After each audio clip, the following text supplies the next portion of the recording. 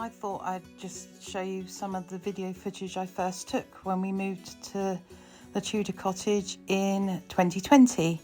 So when we first moved in, the first thing we did was build a load of compost bins, a sink unit down in the allotment garden, which was through a gate, which is no longer there. So this is now where my rose garden is, but you can see this is where the chickens started their life with us. This was the chicken run, so very jerry built, but it was adequate at the time. And then there was a concrete base, and they'd left this keto storage, which we keep the chicken food in, and this huge garden shed, which was rotten to the core.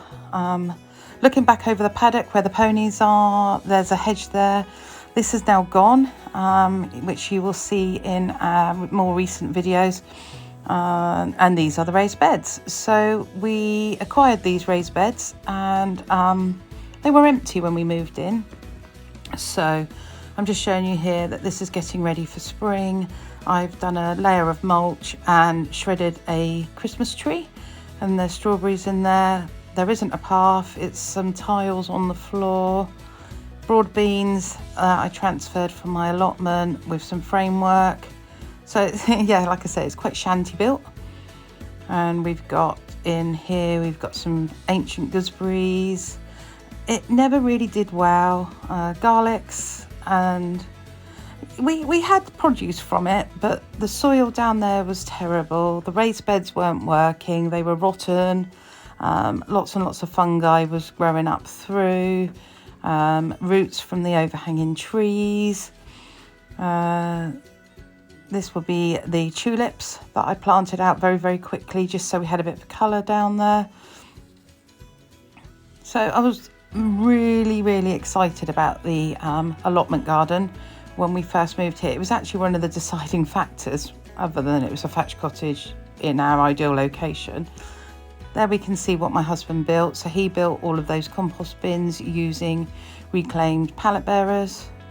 This was the fruit cage. So in here are the gooseberries, strawberries, blueberries, tayberries, blackberries, and all of the above. I'm just showing what remains of the hedge. So we started cutting it back at that point, and that hedge was just a no-goer for me. It just took up too much room, and it's prevented us looking at the view. So the ponies in the paddock behind is a borrowed view, but I really love it. These were 2 raised beds that we built at the time, and these were going to have potatoes and parsnips in. The bin straight ahead is my leaf mould bin. This was a temporary build, and we literally chucked all the oak leaves in there and then used the petrol strimmer to mash them up. And as you can see here, we haven't done the top layer. That made a great leaf mould, and it's something that we still do now. Here we go, here are the compost bins. These are the engine of the garden. I'm so glad we put these in first, because it's amazing, a garden of this size, how much green waste we produce.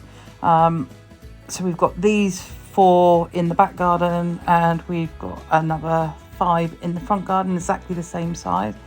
We are overlooking a field to the side of us, which is arable, has had cows in it, and there is a farm beyond the hedge on the other side.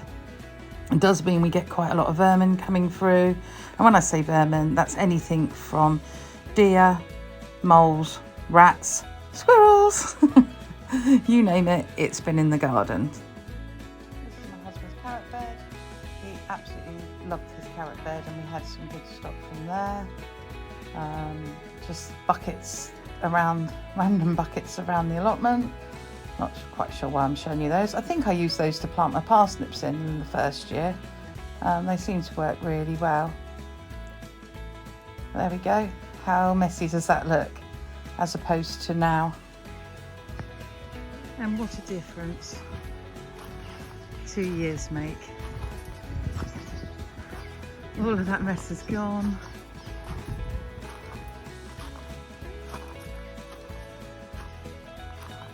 We have the rose garden, the hedge is gone. So we can now have the view of the paddocks, of the horses.